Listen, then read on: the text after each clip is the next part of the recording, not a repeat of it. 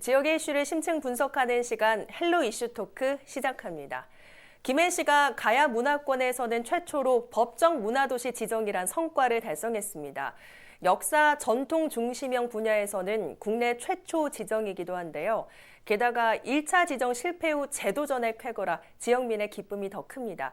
오늘 헬로 이슈 토크에서는 김해의 법정 문화도시 지정의 배경과 함께 어떤 내용 담고 있는 사업인지 또 이로써 갖게 될 여러 가능성까지 꼼꼼히 분석해보죠.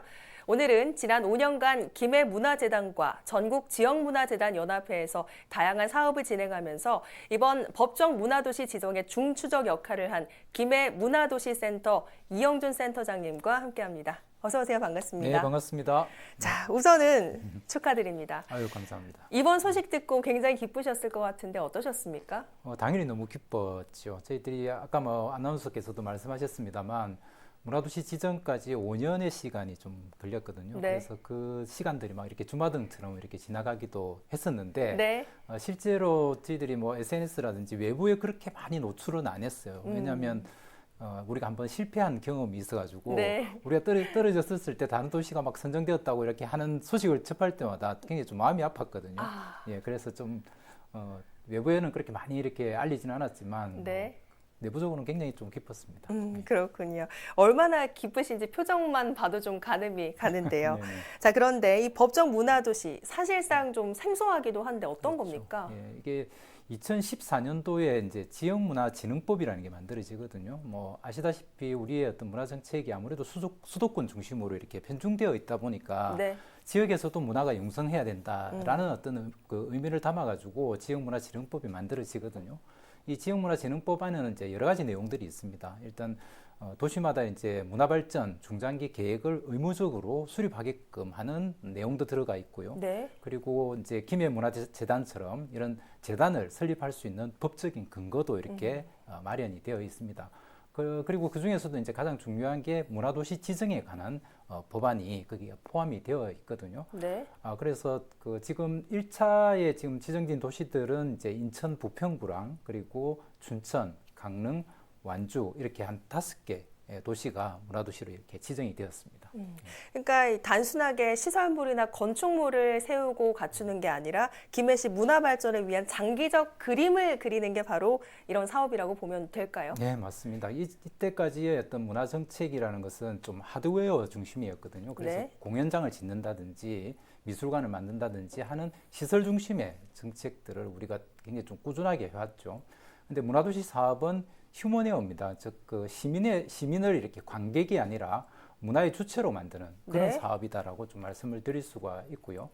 그래서 행정이나 그리고 유관기관들 그리고 시민의 어떤 힘들을 모아가지고 문화적인 관점으로 도시를 경영하는 네. 그런 사업이다라고 말씀드릴 수가 있습니다.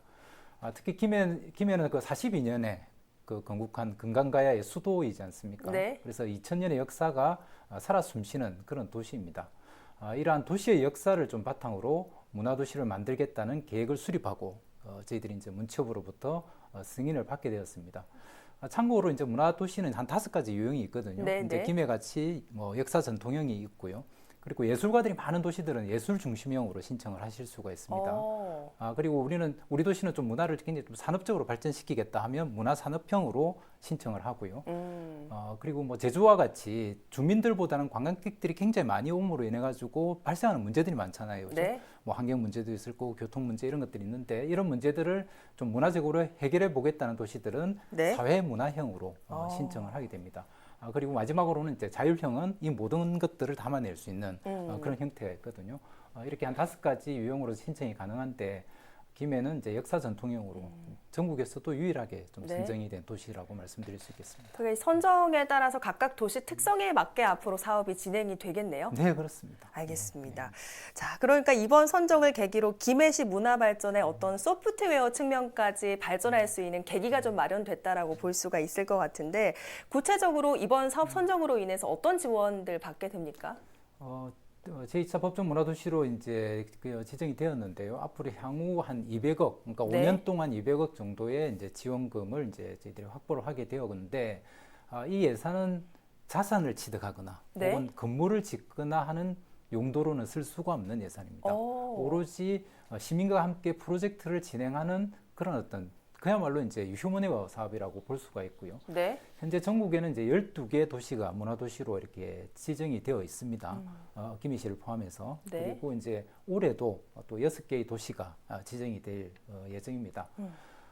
지금 현재 그 전국에서도 한 100개 정도의 도시가 이 사업에 참여하고 있거든요. 전국의 지자체가 216개인데 그 중에서 절반 가까이가 참여하는 사업이라서 갈수록 조금 경쟁이 좀 뜨거워지는 네. 그런 사업이다라고 말씀드릴 수 있겠습니다. 네.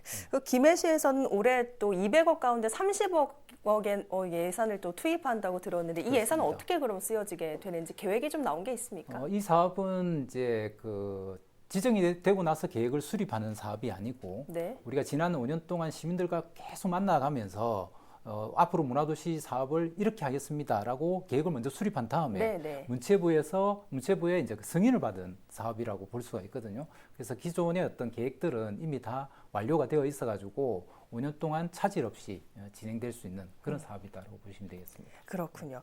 자, 앞서 말씀을 해주셨지만 이번 선정 있기 전에 지난 1차 당시에 선정이 되지 못하는 그런 아픔도 잠깐 있었는데 그래서 이번 결과가 더 값지실 것 같습니다.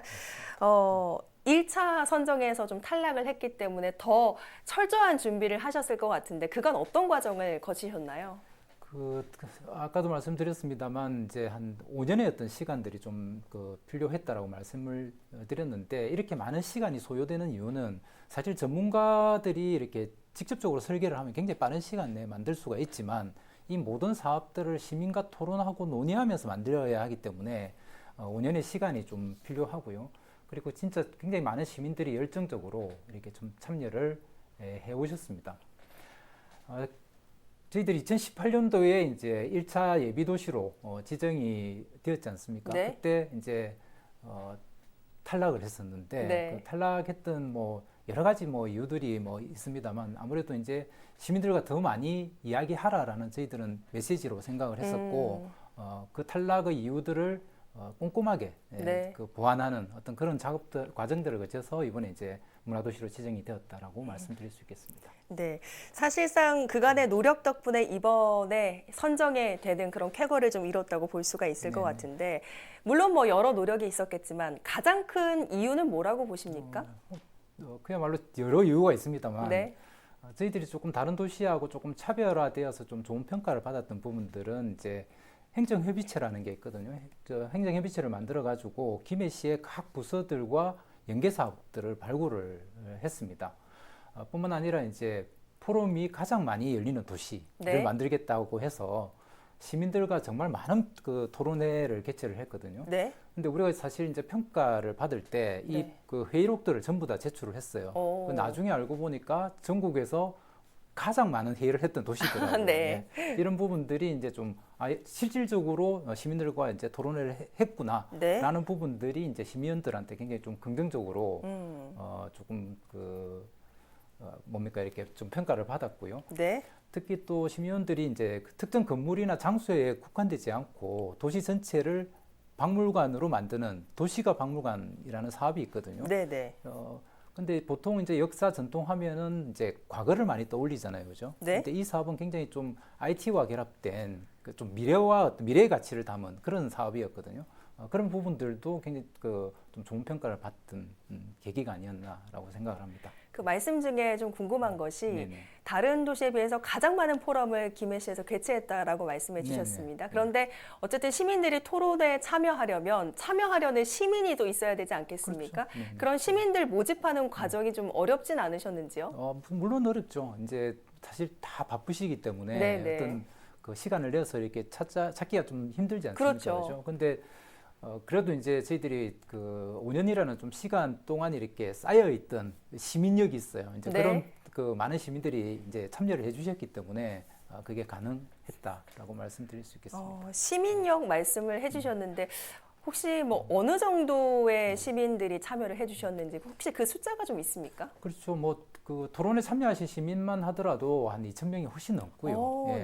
그리고 우리가 도시문화 실험실이라는 이런 어떤 시민 거버넌스 같은 것들이 있는데 거기에 참여하시는 분들도 굉장히 많은 분들이 한 150명 이상의 또 이렇게 실질적인 활동가들도 이렇게 참여를 하셨거든요. 네. 예, 숫자적으로도 굉장히 많은 분들이 활동을 하셨습니다. 좋은 평가를 받을 만하다 이런 생각이 좀 드는 것 예, 같습니다. 감사합니다. 네. 자, 앞서 도시 전체를 박물관으로 만들겠다라는 이야기 해주셨는데 사실은 뭐 도시 전체가 박물관이라고 하면 많은 분들이 경주를 좀 아직은 그렇죠. 떠올리시게 될 것 같거든요. 네. 근데 이 타이틀을 또 김해시에서 가져와야 되지 않겠습니까? 네. 가능성 어떻게 보시는지요?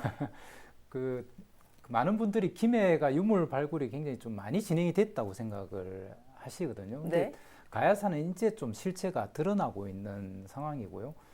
그래서 늘 가야하면 이렇게 같이 붙는 수식어가 신비한이라는 수식어가 붙어요. 신비한. 예, 그만큼 구체적으로 아직 드러나지 못했다는 것이고, 문재인 정부 들어서가지고 이제 한 100대 국정 과제가 있는데 그 중에서 이제 67번째가 가야사 복원입니다. 그래서 이제 굉장히 많은 어떤 사업들이 이제 지금 진행이 되고 있거든요. 근데 이제 이렇게 좀 발굴된 유적이라든지 이런 가치를 잘 아카이빙하고 좀 문화적 자산으로 만들어 나가면 경주와는 좀 다른 또 네. 새로운 어떤 역사 문화 도시가 만들어지지 않을까 저희들은 그렇게 기대를 하고 있거든요. 그래서 관광 중심의 어떤 역사 도시가 아니라 도시의 어떤 다양한 역사가 이렇게 살아 숨쉬는 그래서 가야 역사를 기반으로 하는 새로운 역사 문화 도시의 전형을 한번 만들어 보겠다 그런 생각을 좀 가지고 있습니다. 그렇군요. 사실 뭐 앞서 좀 말씀을 해주셨지만 이번 지정이 더 주목받는 이유라고 하면 그 중심에 바로 김해 시민이 있기 때문일 것 같습니다.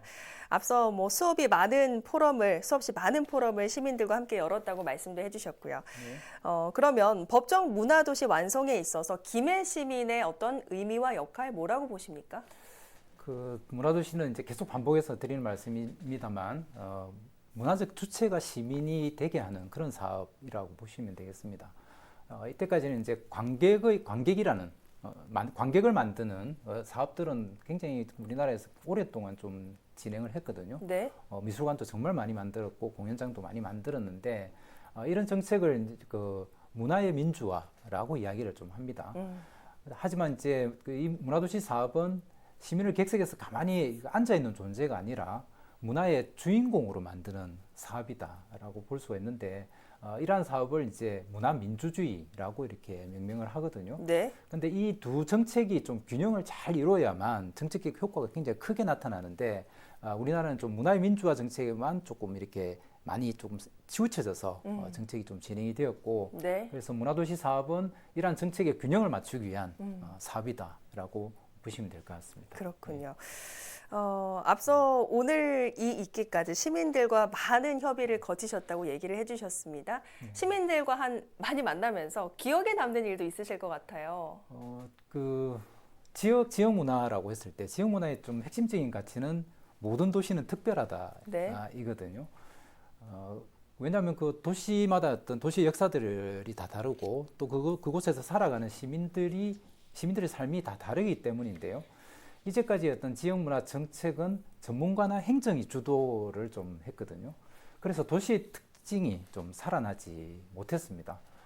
그래서 김해는 이제 도시문화 실험실을 이제 운영을 했는데 이게 뭐냐면 김해도 굉장히 좀 그 면적이 넓기 때문에 네. 김해를 한 5개 권역으로 나누어 가지고 실험실을 만들어요. 시민이 주도하는 실험실, 문화적인 실험실을 만들었거든요. 네. 처음에는 저희들도 걱정을 많이 했어요. 네. 이분들이 지역 연구를 하신 분들도 아니고 문화기획자도 아니시기 때문에 그렇죠. 굉장히 좀 그 걱정을 많이 했었는데 이런 말이 있어요. 이렇게 믿어주는 신호는 기적을 만든다라는 말이 있거든요. 네. 근데 결과적으로는 이분들이 전문가 이상의 어떤 사업의 성과들도 냈고 네. 또 이렇게 지역에 대한 깊이 있는 그런 연구들도 이렇게 직접 진행을 해주셨습니다. 이러한 것들이 바로 이제 문화도시의 어떤 핵심적인 가치가 아닐까라는 생각이 듭니다. 시민분들이 이런 포럼을 통해서 전문가 이상의 성과를 냈다고 말씀해 주셨습니다. 구체적인 어떤 예도 있을까요? 그렇죠. 이제 뭐 장류 지역 같은 경우에는 이제 신도시지 않습니까? 신도시이기 때문에 당연히 어떤 환경 문제라든지 이런 문제들이 도시의 이슈일 수밖에 없거든요. 그래서 그런 문제들을 지역민들이 해결하기 위한 다양한 프로그램들을 진행을 했고요. 특히 대청천이라는 천의 어떤 그 난개발이라든지 이런 것들을 좀 이야기하는 사진 전시회도 시민들이 직접 개최를 했고요. 네.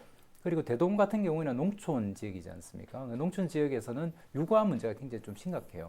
그런 육아 문제를 어떻게 하면 해결할 수 있을지를 주민들이 함께 논의를 하기도 했고, 네. 특히 대동은 정부지 유명하지 않습니까? 네. 그런 정부지라는 특산물을 기반으로 해서 다양한 축제도 만들기도 했거든요. 이런 것들을 전문가라든지 행정에서 한 것이 아니라 주민들이 직접 했다는 것이 굉장히 큰 의미를 가지고 있습니다. 그러니까 앞서 말씀해 주셨던 것 중에서 육아 문제도 함께 네. 논의를 했다라고 얘기해 그렇죠. 주셨는데 이런 시민들과 함께하는 논의들이 어떤 지역 소멸을 막을 수 있는 방법도 될 것 같다는 생각이 들거든요. 어떻게 그렇죠. 보십니까? 네네. 특히 농촌 지역 같은 경우에는 이제 고령화도 너무 심각하기도 하고 이제 소멸 위기들이 많은데 우리가 이런 어떤 문화적인 사업을 하는 데 있어 가지고 가장 핵심적인 부분들은 공동체성을 회복하는 네. 것이거든요. 예, 그런 것들을 위해서 이제 이 문화도시 사업이 이렇게 진행되겠죠.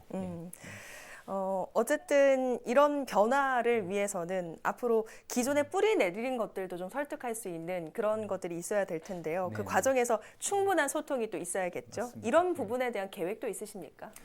아직도 이제 문화도시라고 하면 공연과 전시와 같은 예술 활동이 활발하게 펼쳐지는 도시 아닐까라고 시민들이 생각을 좀 하시거든요. 특히 이제 우리가 이때까지 문화 정책이 좀 예술 중심의 어떤 정책을 꾸준하게 해왔기 때문에 네. 문화와 예술을 동급으로 사용한 나라는 우리나라밖에 없어요. 뭐 지자체 과에서도 문화예술과 이렇게 명명을 하잖아요, 그죠? 그 문화와 예술은 굉장히 좀 다른 개념이거든요. 그래서 사실은 이제 예술은 그러니까 문화가 훨씬 더 큰 개념이고 그 속에 이제 예술이 이제 포함되겠죠, 그죠?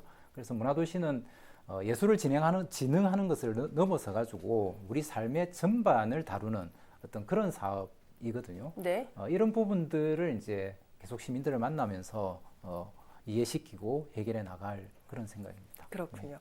자, 앞으로 뭐 김해 시민들이 더 바빠질 것 같은데 시민 참여를 위해서 시민들 또 지역 전문가들께 하고 싶은 말씀도 있으실 것 같아요. 네. 이 자리를 빌어서 또 해주실까요?